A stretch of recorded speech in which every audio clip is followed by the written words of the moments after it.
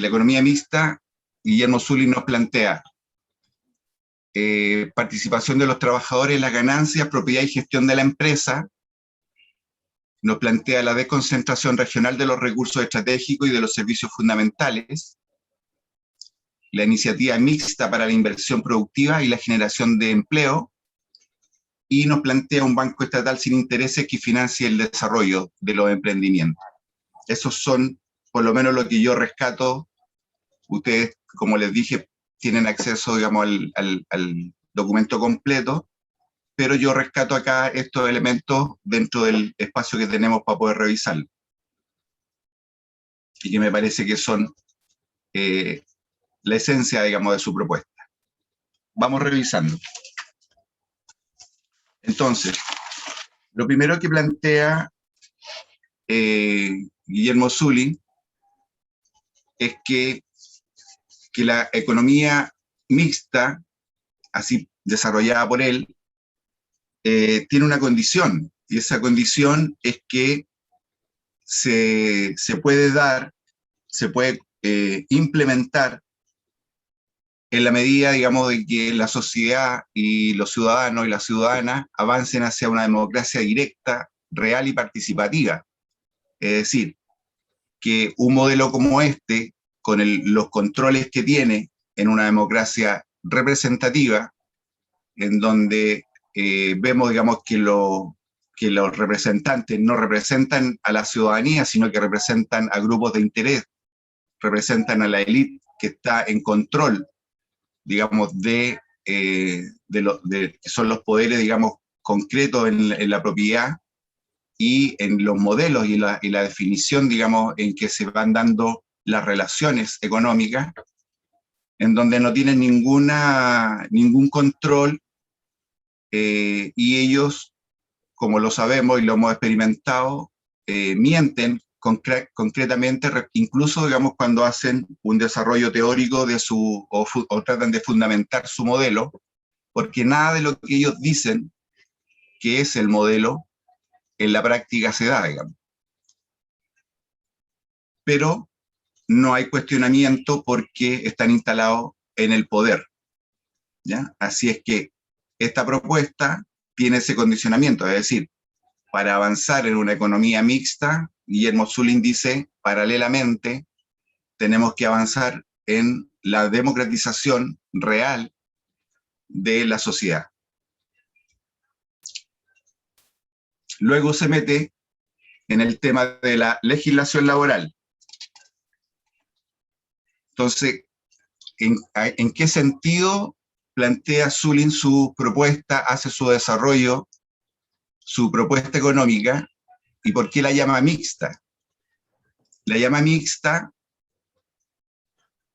porque plantea, digamos, un rol bastante específico del Estado en la aplicación del modelo. Es decir, por una parte, plantea, digamos, el emprendimiento, la relación de capital y trabajo en los espacios, digamos, de producción, ya sea de objetos o de servicios, pero él no ve posible, digamos, de que esto no esté, digamos, controlado desde el Estado para poder fijar ciertas cuestiones. Por eso que para él es tan importante el tema de que haya una democracia directa, digamos, ¿ya?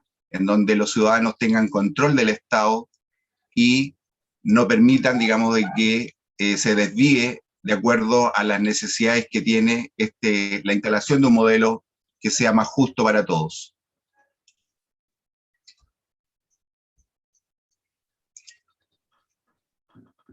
Y la idea, él plantea que es, haciéndonos cargo de la situación actual y llevándola, digamos, en su posibilidad, digamos, de mejora hacia futuro, plantea la idea de equilibrar el plano, ¿ya? Es decir, que los trabajadores tengan participación en las ganancias. Pero ahí él se encuentra con un primer problema en el que plantea, digamos, de que hay mucha gente que está fuera del circuito del trabajo. Es decir, hay un montón de gente que está sin empleo, y que por lo tanto un modelo como este no le daría una respuesta, y por lo tanto eso quedaría, digamos, en manos de que alguien se tiene que preocupar de esa situación, y esa situación él la ve en los ministerios, digamos, del Estado. Porque hay sectores marginados, pero también hay sectores, digamos, que están en subempleo, hay sectores que están en el emprendimiento propio, en pequeños emprendimientos, que cualquiera, digamos, que ha estado colocando un emprendimiento en marcha, sabe, digamos, que en la práctica es como una autoesclavitud, digamos, o sea, la cantidad de horas que trabaja alguien que tiene su propio emprendimiento no tiene cota, digamos, o sea, trabaja muchísimo más que cualquier empleado de cualquier otra empresa, digamos, ¿ya? Luego nos plantea, digamos, que la participación de los trabajadores en la solución del desempleo, apoyando, digamos, este resguardo que tiene que tener el Estado, tendría que conversar en el sentido de que si los trabajadores tienen control en la gestión, esa gestión tendría que tender hacia la reinversión, digamos, de las utilidades de la empresa en el crecimiento y desarrollo de esa empresa, o de empresas que sean, digamos, eh, dentro, digamos, de las necesidades que tiene, ir generando empresas que den respuestas como proveedores, y en esa medida, Zulin plantea en su diseño de que los trabajadores serían conscientes de que la reinversión permitiría el aumento de los cupos laborales, y de alguna manera harían una cuña con el Estado, que estaría preocupado justamente de resolver ese tema.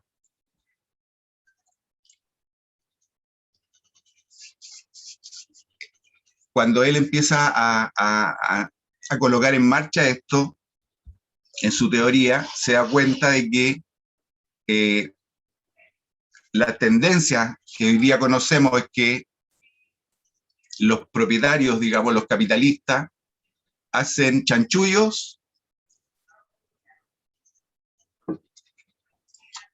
Entonces, si se le plantea una ley que hace repartija de ganancias, lo más probable es que eso pudiera tener varias puertas de escape, y que nosotros las conocemos. O sea, por ejemplo, en el mismo tema, digamos, de los royalties, en donde se plantea de que, por ejemplo, las mineras en Chile tienen que entregar un royalty desde las utilidades. Ellos se la arreglan, por ejemplo, para tener proveedores que son ellos mismos, con empresas con otros nombres, que le arriendan o le venden cuestiones esenciales que ellos pagan a altos costos, y por esa vía ellos sacan esas platas de esta empresa inicial. Y es muy famoso el caso de La Escondida, que por año no tenía utilidades. Todos los años quedaba ras, no tenía utilidades. Y sin embargo, cuando cuando la colocan a la venta, hubo mucha gente interesada en comprar una empresa que nunca tenía utilidades, digamos. ¿Por qué alguien podría estar interesado en pagar una cantidad enorme de plata por una empresa que en su cuenta no daba utilidades? Entonces, es porque generaban estos mecanismos y equipos gigantes de abogados, economistas y otros, que se meten ahí a ver cómo se genera, digamos, una condición en donde se birla la ley, se burla, y no logra, digamos, su propósito. Entonces ahí plantea que el Estado tiene que jugar un rol, en el modelo que él está planteando, un rol muy fuerte en esta regulación, digamos, ¿no? Después plantea la toma de decisiones. Dice, en la misma línea que el tema, digamos, de la participación en la ganancia no es suficiente, sino que tiene que tener, digamos, también poder en la gestión. Y eso es muy interesante porque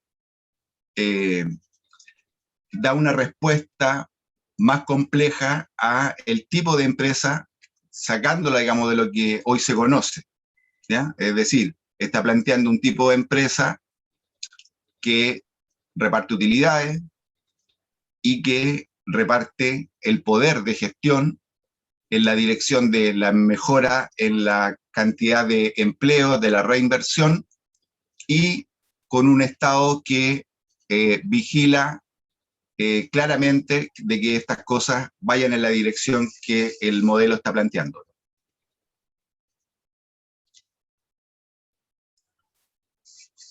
Entonces, también él piensa que en un modelo como este, también las organizaciones sindicales, que también hemos tenido mucha experiencia en eso a lo largo de los años, como ciertas cúpulas sindicales empiezan a traicionar, digamos, la dirección de los intereses de las trabajadoras y trabajadores. Por lo tanto, también se plantea de que esa es un área que el Estado tendría que mirar con mucha atención y ir generando, digamos, las mejoras permanentes para que el rol fundamental de lo gremial fuera en el apoyo del modelo para el beneficio de todos y que no quedara entrampado, digamos.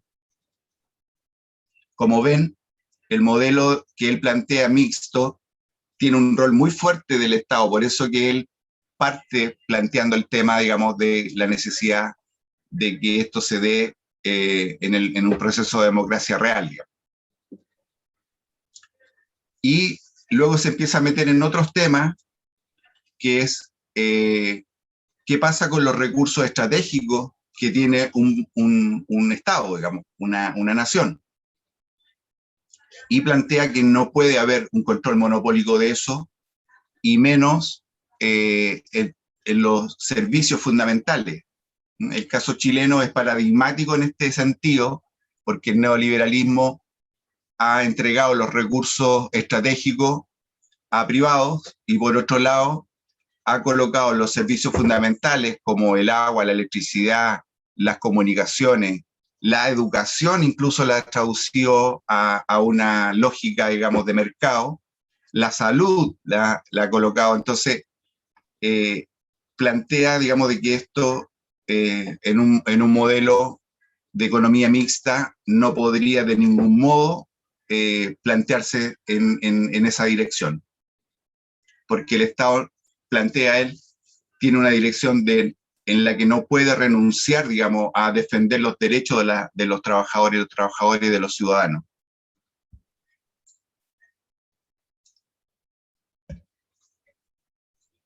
También se plantea que en los modelos de desarrollo del país el Estado tiene que, con la participación ciudadana,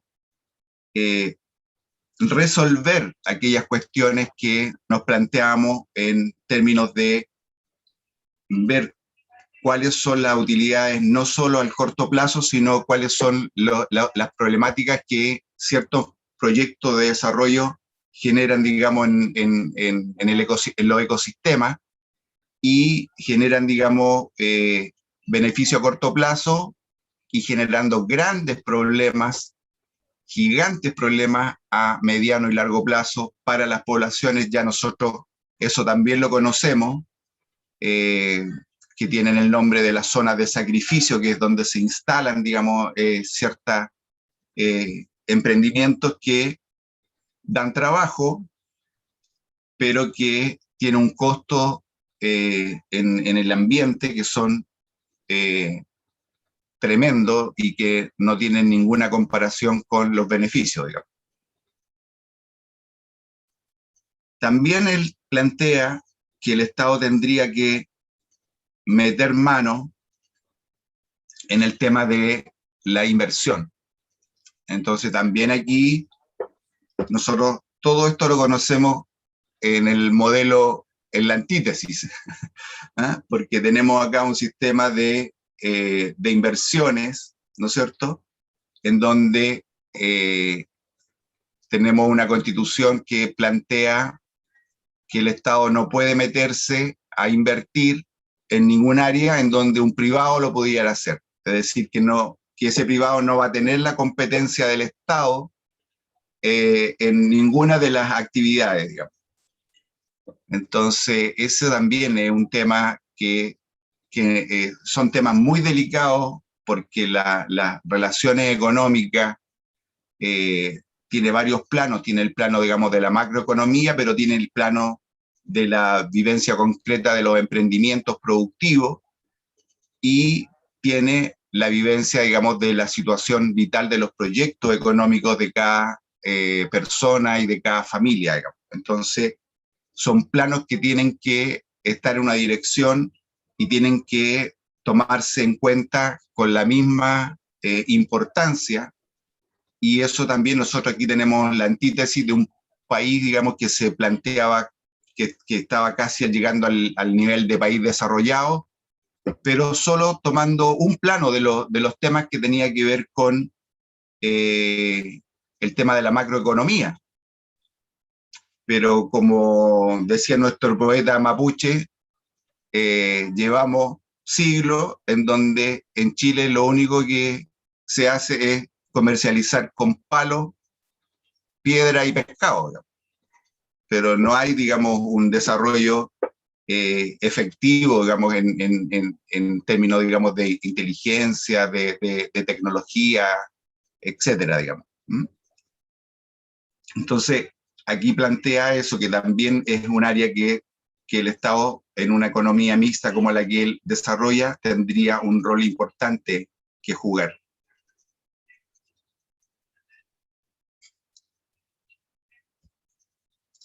Después se plantean los desafíos en el tema de la globalización del mercado.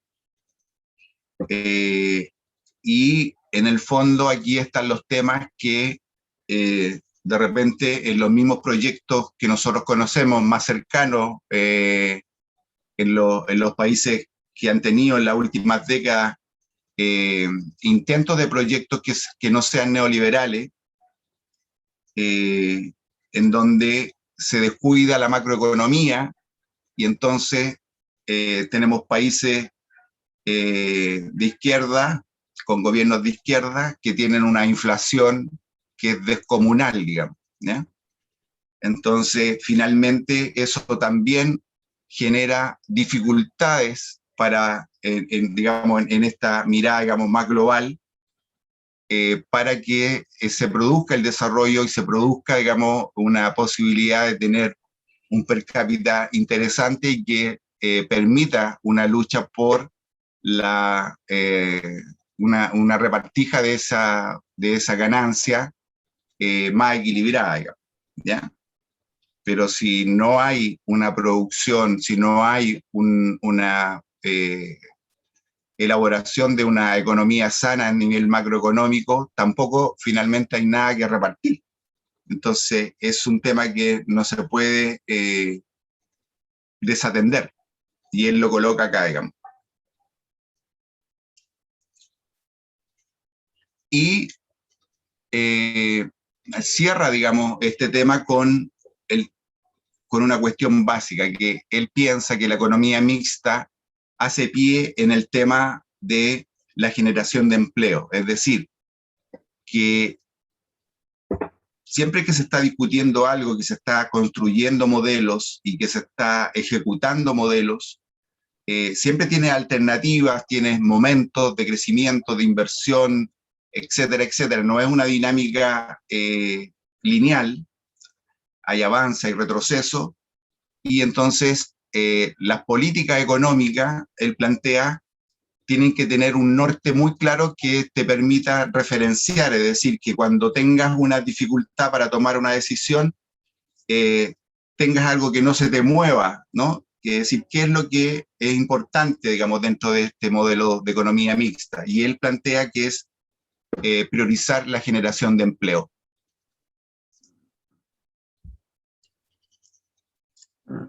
Y después se mete en el tema del Banco Estatal sin intereses. Aquí ya entramos a otro plano, ya no en el plano, la economía mixta vista, digamos, en el área, digamos, de la producción, sino que en el área, digamos, de la economía financiera, que también la vimos en el primer capítulo, en donde veíamos dos elementos, uno que era la banca, ¿no es cierto? Y la otra que eran estas orgánicas, estos mercados especializados en donde se venden acciones, activos, eh, créditos, impago, etcétera, deuda, bonos y un montón de elementos económicos que revisamos en esa primera sesión. Digamos. Entonces él dice que necesariamente el proyecto de una economía mixta necesita un banco estatal sin intereses, que entonces preste dinero a los emprendimientos, a los proyectos de emprendimiento, sobre todo pensando en lo que él está colocando de relevancia en su modelo, que es el tema de la generación de empleo. Entonces necesita, digamos, colocar en marcha y ir apalancando, digamos, estas iniciativas desde el sistema financiero, pero el sistema financiero actual lo que hace es esclavizar, digamos, incluso a los mismos emprendedores, no importa cuál sea su tamaño, digamos, ¿ya? Entonces él plantea de que una forma de regularizar eso es generar un banco estatal sin intereses, lo que no significa que la plata no te va a costar, sí te va a costar plata. Es decir, porque el banco necesita tener retorno, necesita tener infraestructura, necesita tener tecnología, necesita tener sueldos para la gente que trabaja en el banco, y todo eso va a salir de esa relación, digamos, de dinero. Pero lo que él plantea es que no tenga intereses, que no tenga usura, para que lo pongamos en un plano bien, bien claro, digamos. Es decir, eh, cualquiera entiende, digamos, que si hay un banco, ese banco tiene que funcionar y que por lo tanto tiene que tener un retorno respecto a las plata que está colocando en juego. Pero lo que está de más acá es el interés y la usura, ¿ya? Por ejemplo, en Kuwait, en Bahrein, los bancos no cobran intereses. Eso ya existe.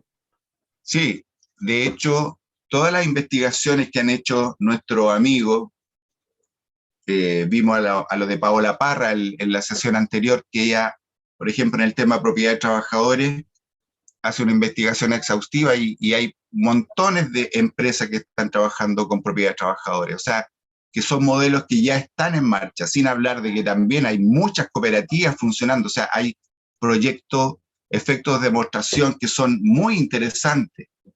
Y de repente en países que ni siquiera nos imaginamos. Por ejemplo, en Colombia hay un proyecto que partió, digamos, después de la Segunda Guerra Mundial y, y que tiene toda una zona territorial en donde opera y que funciona de una manera espectacular, digamos. Ha ido también en esta misma lógica que aquí se imagina, digamos, la economía mixta, Guillermo Zulin. Efectivamente, ellos partieron con un emprendimiento y luego fueron acoplando otras necesidades que tenía la comunidad y la plata la fueron invirtiendo en eso, en dar respuesta a agua potable, dar respuesta a energía, dar respuesta, y la cooperativa se fue diversificando y hoy día opera en todo ese territorio y tiene una autonomía y aunque Colombia tiene un modelo neoliberal muy similar al nuestro, ellos han plantado eso y la gente de ese territorio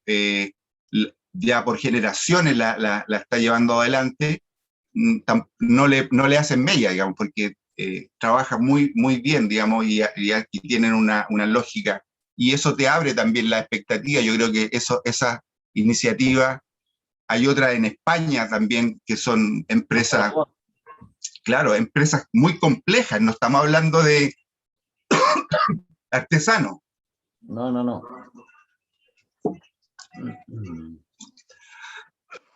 Perdón. Entonces,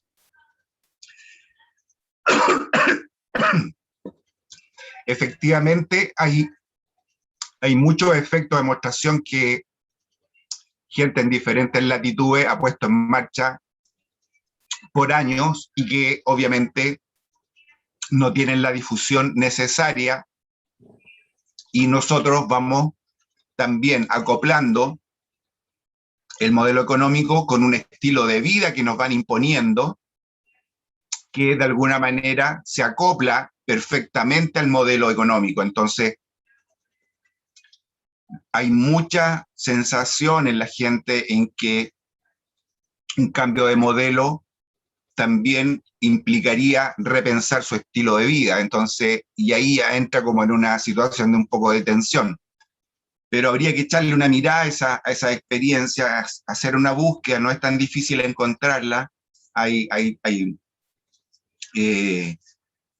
trabajos audiovisuales muy interesantes donde se muestran estas iniciativas y que para nosotros como humanistas, y por eso que estamos revisando estos planteos que han hecho nuestros amigos humanistas, lo que más nos importa es que no nos creamos el cuento 100%, que podamos tener, digamos, una cierta amplitud para poder ver de que este modelo, si no funciona para las mayorías, si no tiene respuestas, se puede desconstruir y construir algo distinto, ¿ya? Tenemos que tener esa certeza, lo cual no significa que es simple ni que es fácil, porque es complejo y es difícil, pero es algo que definitivamente la ciudadanía y las nuevas generaciones van a tener que considerar en la construcción, digamos, del modelo sociedad futuro, digamos.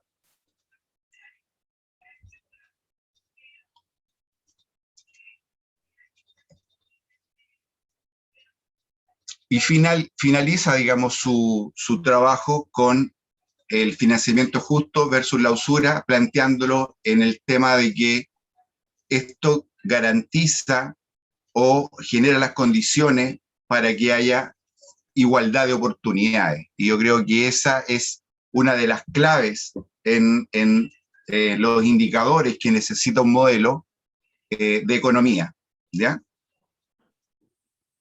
Pero también plantea que la carrera consumista es algo que es una variable que le juega en contra a la generación de un modelo que se plantee de un modo distinto. Entonces, es algo que también lo tenemos que revisar porque eso lo tenemos muy internalizado. Si hay algo que el modelo neoliberal en Chile logró con mucha fuerza fue que aceptáramos el modelo a cambio de una opción de carrera consumista que fue a través del crédito, donde tenemos millones de chilenas y chilenos endeudados varias veces su sueldo hacia el futuro, en situaciones muy complejas, pero en lo concreto, en la vida diaria, tiene, digamos, su autito, tiene su casa, ¿no? Tiene sus bienes, y las Pascuas compra sus regalos, los 18 hace los asados, y etcétera, y viaja en los veranos, y va generando a través de ese crédito que lo va esclavizando y que no le permite, entre otras cosas, plantearse si podría haber una forma distinta de encarar la economía. Así que esto es lo que nos plantea Guillermo Zulin. Nos plantea, digamos, un proyecto, pero que tiene esta condición, o sea, hay que revisarlo siempre en esa perspectiva, que él se plantea en una democracia participativa y real. En esa condición se podría generar este proyecto económico que él plantea, porque se requiere de un Estado que esté al servicio de los ciudadanos y que de alguna manera ponga cota a todas las situaciones que puedan desviar el proyecto y coloca como centro la generación de empleo y la igualdad de oportunidades, digamos, para la gente para generar su proyecto económico. Entonces, vamos a hacer, ¿cuántos habemos? hay 14, a lo mejor podríamos armar 2 grupitos, amigos socorte, y nos damos unos 20 minutos para conversar. Básicamente, esto que nos plantea Zulín, podríamos echarle una mirada. ¿Cómo ven cada uno de ustedes los roles del Estado en una economía, los roles de la empresa en una economía y el rol de la banca en una economía? Breve. Bueno, recordemos que la memoria es súper frágil, ¿ya? Y no hay que olvidar la maquiavélica maquinaria de acción estratégica, política y económica que entabló la familia Piñera, precisamente sobre uno de los temas que estábamos tocando, que son las famosas AFP, ¿ya? Nombre específico, José Piñera, ¿ya? ¿Quién fue el mismo que trajo las tarjetas de crédito y todo el sistema que hoy en día está corrompiendo nuestro modelo económico, nuestro sistema económico, que está bastante... El que trajo la tarjeta sí fue Sebastián. ¿Aló? Sebastián fue el que trajo la tarjeta. Claro, pero que la idea fue José Piñera, él la instaló acá en Chile en modelo económico, como modelo económico propiamente tal, ¿ya? Entonces, nosotros deberíamos tener o pensar en la idea, y voy a escapar un poquito, voy a hacer un paréntesis, de intentar volver a lo que era el servicio, perdón, el seguro social, que era algo mucho más justo, era una repartición del dinero más equitativa, no así el modelo de las AFP, ¿ya? Ahora bien, en este mismo contexto, no olvidar también que Sebastián Piñera tiene recursos multimillonarios invertidos en verdaderos paraísos fiscales que no pagan absolutamente ningún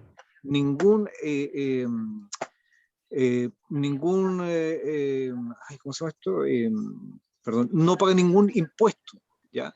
Sin embargo, nosotros, los chilenos comunes y corrientes, estamos obligados, sí o sí, y que debe ser así, me parece correcto eso, pagan nuestros impuestos como corresponde.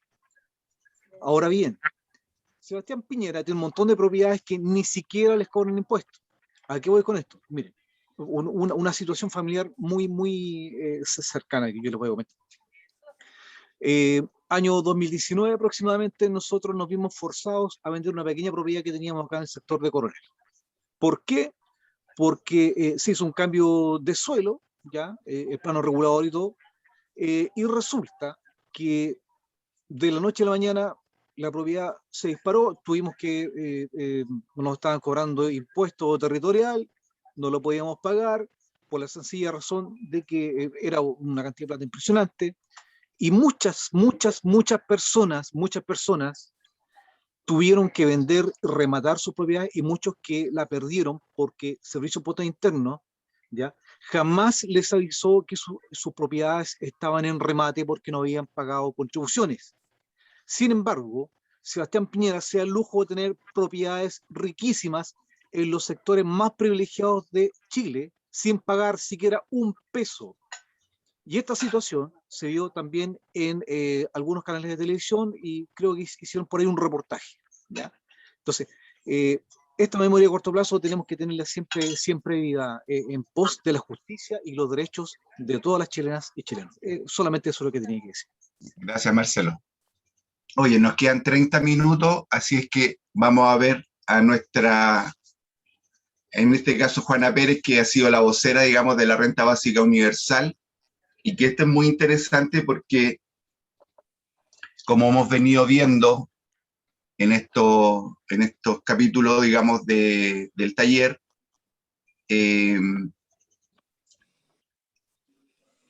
nos parece, digamos, que el humanismo ha ido dando respuesta en diferentes etapas, tratando de colocar en marcha. Por ejemplo, Guillermo Zulín de alguna manera nos conmina a tener una preocupación por recuperar o avanzar hacia una democracia real. hacia una democracia participativa, porque obviamente no se puede instalar de otra manera un modelo mixto como el que él plantea. Entonces, de alguna manera nos coloca un pie forzado, digamos. Pero la gente que ha estado trabajando a la renta básica universal, incondicional,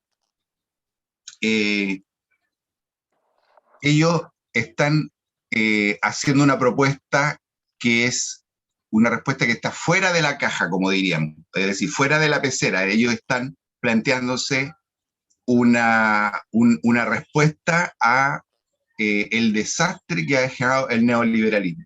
El neoliberalismo no solo se plantea una cuestión económica, digamos, como teoría económica, sino que plantea una condición que es básica, en donde ellos hacen una apología al individualismo acerbo, ¿ya? Entonces ellos niegan de que haya colectivo, niegan la condición gregaria de los seres humanos, de la civilización humana.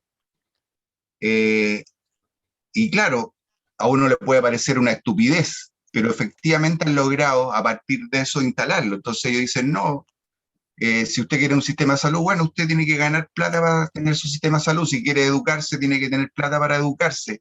¿Y eso en qué se fundamenta? Se fundamenta en esa idea que Margaret Thatcher en su minuto la planteó con un desenfado y un carerrajismo enorme, digamos, en donde se niega lo colectivo, se niega que haya una... y si tú ves la AFP, están en la misma línea, es decir, lo que tú hablabas, digamos, de lo que había antes, del sistema de reparto, de seguros colectivos, en donde los que estaban trabajando iban colocando plata y los que ya habían dejado de trabajar recibían su jubilación a partir de la plata que los trabajadores presentes iban colocando en el sistema, digamos.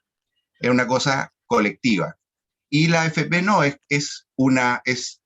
un sistema de seguridad social, sino que es un ahorro forzado, individual, en donde cada uno tiene, y además le han vendido el tema de que, señor, usted es el dueño de su plata, es esta cosa, o sea, que no se metan con sus ahorros previsionales, que no son previsionales, son un ahorro forzado, con una institucionalidad que finalmente agarra esa plata y se la pasa a los mismos empresarios, a la misma banca, como conversábamos la semana pasada, que luego nos la prestan a intereses usureros. Bueno, esta gente estos humanistas que han estado trabajando el tema de la renta básica universal, que no tiene nada que ver con lo que nosotros hemos escuchado cuando gente del Frente Amplio u otros empiezan a hablar del tema de la renta básica universal, aunque me parece que ayer el encargado, digamos, del área económica de Boric acaba de decir de que ellos, porque el vocero, no están para nada de acuerdo con el tema de la renta básica universal, ¿ya? Por lo menos dice en las próximas 2 décadas. Entonces, echémosle una mirada a este planteamiento, que es un planteamiento, yo creo que de lo más revolucionario que se ha planteado, y que ha sido, digamos, dentro de este siglo, en la última década se ha ido construyendo esto, y también, como decía Luis Felipe hace un rato atrás, también han habido intentos de renta básica universal. Algunas comunidades, algunos estados han hecho intentos y están ahí revisando los resultados, pero es una respuesta que de alguna manera fija un nuevo escenario, es decir, es como no es una respuesta dentro del modelo, sino que es una respuesta para un mundo, para una humanidad distinta, que se replantea y que se anima a no solo alegar, sino que a replantearse un nuevo modelo económico. Veamos qué es lo que plantea la renta básica universal. Asignación individual, asignación incondicional, asignación suficiente y asignación universal. Dice que la asignación individual, la renta básica universal, es una asignación monetaria que toda persona recibiría por el solo hecho de existir. A todos y a cada uno de los individuos, la renta básica universal incondicional sería recibida por los residentes censados en un determinado territorio, ya que se trata de una cantidad monetaria que recibirían los ciudadanos de modo personal, no comunidad familiar o de convivencia. No se dependería de otros para recibirla. De esta manera, la renta básica universal incondicional favorecería cualquier forma de convivencia, por ejemplo, pareja heterosexual, personas de varias generaciones, un grupo de amigos, parejas homosexuales, grupos de estudiantes, etc. Es decir, no se basa en esta lógica que hoy día se plantea, que ellos hacen revisión de su macroeconomía en conceptos como per cápita, por persona, pero que siempre que se hacen evaluaciones de ingresos en los trabajadores se habla de ingresos familiares, digamos, ¿no? De varios que trabajan en la casa. En este caso, la asignación es individual. Luego dice asignación incondicional. La renta básica universal incondicional es una asignación monetaria que toda persona recibirá por el solo hecho de existir. No hay que cumplir ningún requisito para recibirla, es decir, no es una renta que reciben los pobres, que reciben la gente necesitada. No, es una renta pareja para toda persona, independiente de su situación. Al no estar determinada por requisitos de ningún tipo, nivel de pobreza, discapacidad psíquica o física, edad, situación de empleo o de desempleo, la renta básica universal incondicional no es una subvención, que es lo que aquí en el Parlamento se estuvo tratando y vendiéndonos esa pescada, digamos. Un subsidio no es un subsidio o un seguro condicionado, no es nada focalizado. Condicionar implica que otros deciden si tienes derecho o no a recibir algo y nosotros entendemos que el derecho es previo, existe porque existes en un medio histórico social y por nacer como ser humano.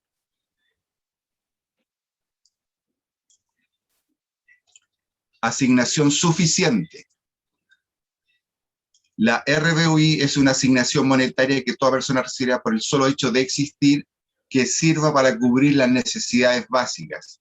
Es decir, que permita no tener que depender de un empleo remunerado para poder subsistir.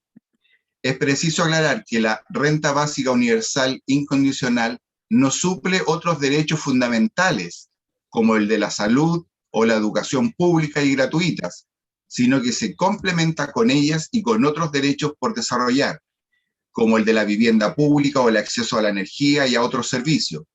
En un estado de justicia social avanzado debería existir con carácter universal educación, sanidad, pensión de jubilación, vivienda y una renta básica universal incondicional suficiente para cubrir el resto de las necesidades.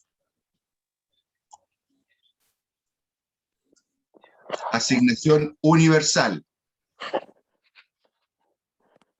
La renta básica universal incondicional debe ser considerada como un derecho humano universal, por lo que ha de ser concedida a todas y cada una de las personas. Debe, por tanto, implementarse a nivel mundial. Es decir, se otorga a todas las personas sin discriminación, puesto que vivir es un derecho universal. La renta básica universal incondicional se debe instaurar en todos los países y áreas del mundo, aunque su forma de aplicación sea distinta.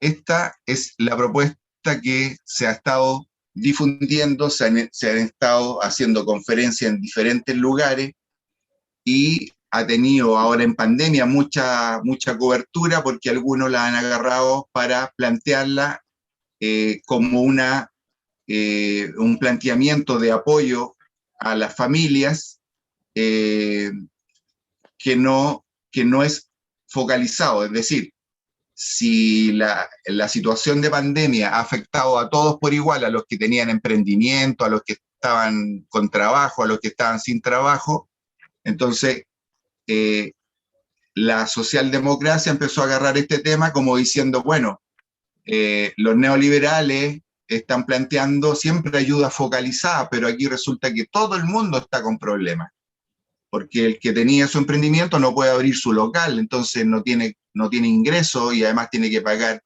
el local, tiene que pagarle a sus trabajadores, etcétera, etcétera. Entonces se empezó a discutir y a colocar este tema en la lógica de lo focalizado, de la ayuda focalizada versus la ayuda universal para todos, digamos, porque están todos afectados. Bueno, antes de la pandemia ya la gente nuestra estaba planteando este tema de la renta básica universal incondicional porque justamente el neoliberalismo y este sistema económico que todos hemos conversado en los grupos es como una gran pandemia económica. Es decir, varios por ahí dijeron de que efectivamente este sistema económico neoliberal lo único que hace es afectar a las grandes mayorías y quienes ven beneficiados son una élite un poco totalmente demente, que yo creo que cualquiera de esos, si lo llevaran a una evaluación psiquiátrica, no pasarían la prueba, porque es bien irracional que alguien siga acumulando dinero que aunque tuviera 100 vidas no podría gastarla. No se entiende muy bien cuál es el sentido existencial de que una persona que le quedan 20, 30 años de vida siga acumulando dinero que no puede gastar. O sea, que si él quisiera gastarla en cosas, necesidades o gustos o placeres, no podría gastarla. Entonces, desde esa perspectiva, desde la perspectiva existencial, es bien irracional, es desquiciado, digamos, de que haya esta élite que acumula de una manera que no tiene ningún sentido, que no se apoya en la necesidad, ni siquiera en el deseo, en el placer de tener cuestiones especiales para ello, digamos, porque supera por mucho lo que podrían gastar aún cuando se dedicaran a gastar todo el día. Entonces, se plantea de que el modelo lo podríamos decir ahora, lo podríamos hacer una analogía con que es una gran pandemia para la mayoría, para la gran cantidad de gente, porque incluso la gente que tiene emprendimiento la pasa pésimo con esas situaciones.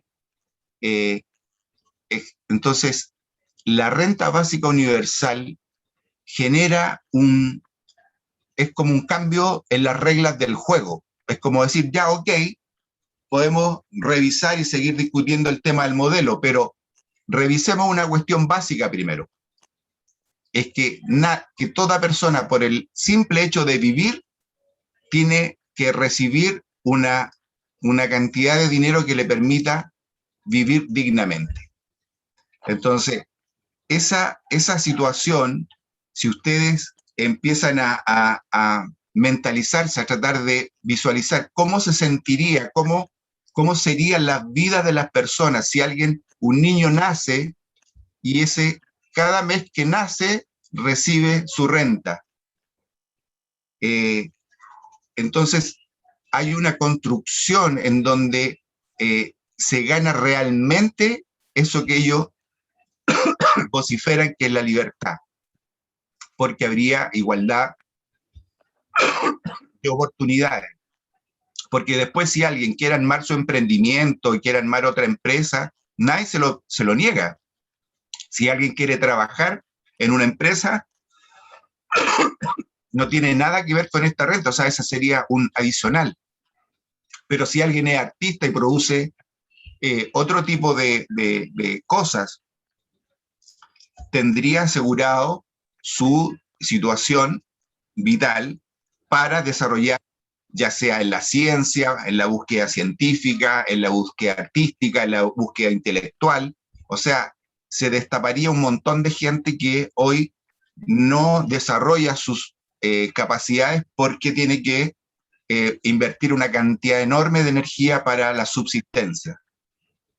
Lo mismo para el tema de los emprendimientos, o sea, si un grupo de amigos tiene la idea de levantar un emprendimiento entre varios, si tienen su situación vital cubierta, pueden echar a andar su emprendimiento y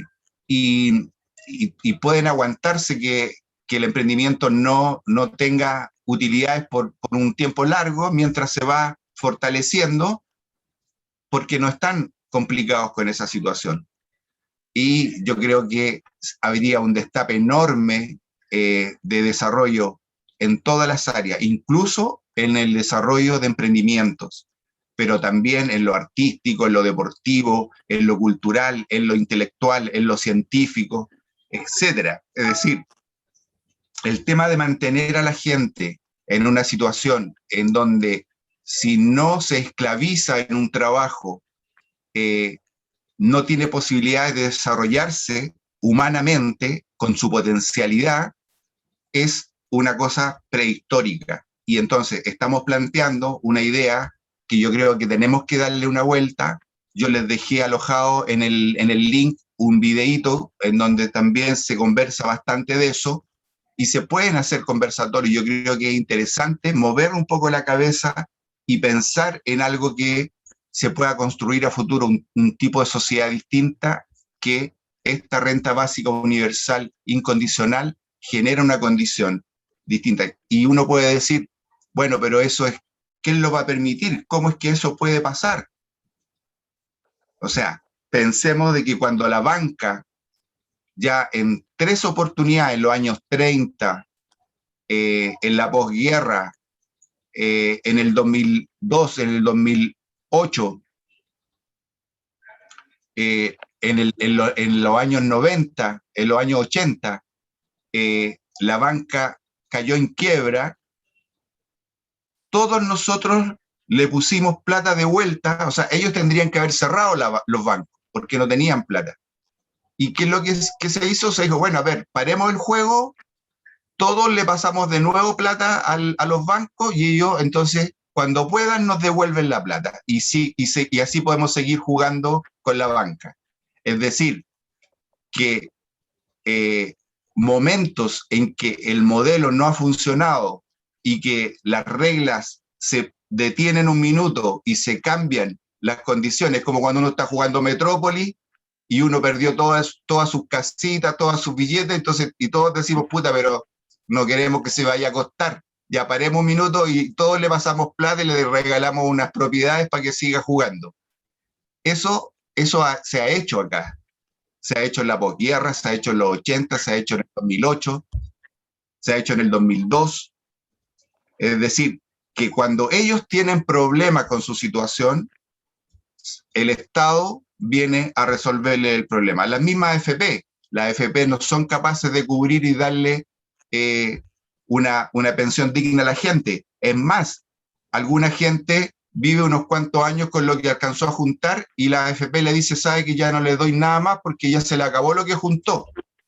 Y entonces, ¿quién responde por esa jubilación? El Estado nuevamente. De hecho, ya hay cifras. La AFP en todo este tiempo, de los 250.000 millones de dólares que han reunido los trabajadores, ellos han ocupado 30.000 millones en pensiones. Y el Estado ha invertido 50.000 millones. El Estado, fuera del sistema, no está en el AFP, el Estado ha puesto 50.000 millones de dólares para las pensiones básicas.